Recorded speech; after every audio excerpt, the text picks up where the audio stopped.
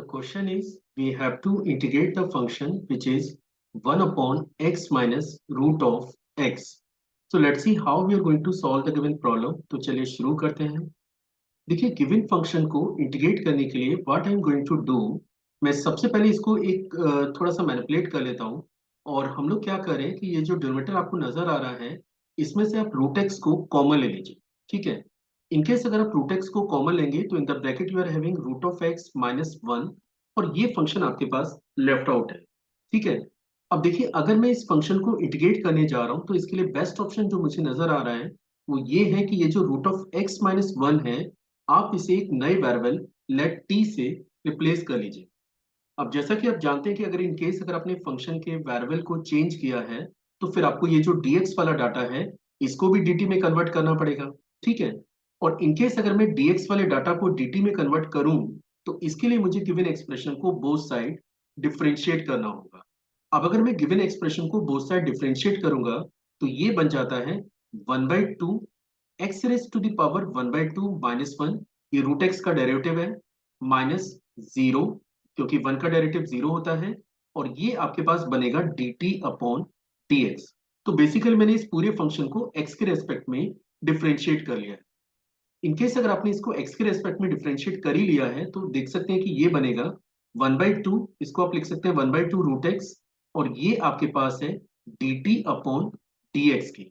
या फिर आप इसे अगले स्टेप में ये भी लिख सकते हैं कि dt is dx upon root x, dx upon root x, इसको हम लोग रिप्लेस कर सकते हैं 2 टाइम्स ऑफ dt के। तो आप देख सकते हैं कि मैंने काफी कुछ चीजों को चेंज किया है। हमने x को t में कन्वर्ट किया है और dx को हमने dt में कन्वर्ट कर लिया है। ये सारे चेंजेस को मैं ये जो मैनिपुलेट करके जो फंक्शन मैंने जनरेट किया था वहां पे मैं यूज करने जा रहा हूँ। तो सबसे पहले आप देख सकते हैं कि ये जो root of x minus one है इसको आपने टी से रिप्लेस किया था। तो एक टर्म तो ये जनरेट होता है 1/t। इसके बाद dx अपॉन रूट एक्स को आपको चेक करना चाहिए। ये जो dx अपॉन रूट एक्स है इसको आपने फाइनली रिप्लेस किया हुआ है 2 टाइम्स ऑफ dt से। और इनकेस अगर मैं यहाँ पे 2 टाइम्स ऑफ dt यूज करूंगा तो फाइनली अब ये क्वेश्चन बन जाता है 2 इंटीग्रल 1/t और dt के। तो जब भी आप किसी ऐसे फंक्शन को इंटीग्रेट कर रहे हैं जिसमें कांस्टेंट है और फंक्शन है और दोनों का प्रोडक्ट मौजूद है, तो आप कांस्टेंट को इंटीग्रल साइन से बाहर करिए और जो अंदर फंक्शन है केवल और केवल उसको आपको इंटीग्रेट करना होता है। अब एक और स्टेटमेंट, जैसा कि हम लोग जानते हैं कि अगर मैं 1/x इस टाइप के किसी भी फॉर्मेट को इंटीग्रेट करूं तो इसका इंटीग्रल होता है ln mod of x plus constant के। और अब आप देख सकते हैं कि जिस फंक्शन पे आप काम करने जा रहे हैं वो भी ऑलमोस्ट इसी फॉर्म में है। और इनकेस अगर मैं इसको इंटीग्रेट करूंगा तो इसका इंटीग्रल, ये जो फॉर्मेट आपको नजर आ रहा है, इसका इंटीग्रल मुझे मिलेगा 2 times of ln mod of t plus c के। लेकिन आपका जो ओरिजिनल क्वेश्चन था वो इन टर्म्स ऑफ x मौजूद था। तो अभी हम लोग क्या करेंगे कि ये जो t की वैल्यू है विच इज और root of x minus one, इसको मैं यहाँ पे रिप्लेस कर लेता हूँ।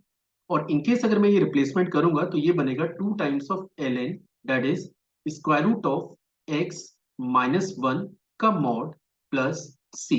And finally this is the answer for the given integral which is dx upon that is x minus root of x।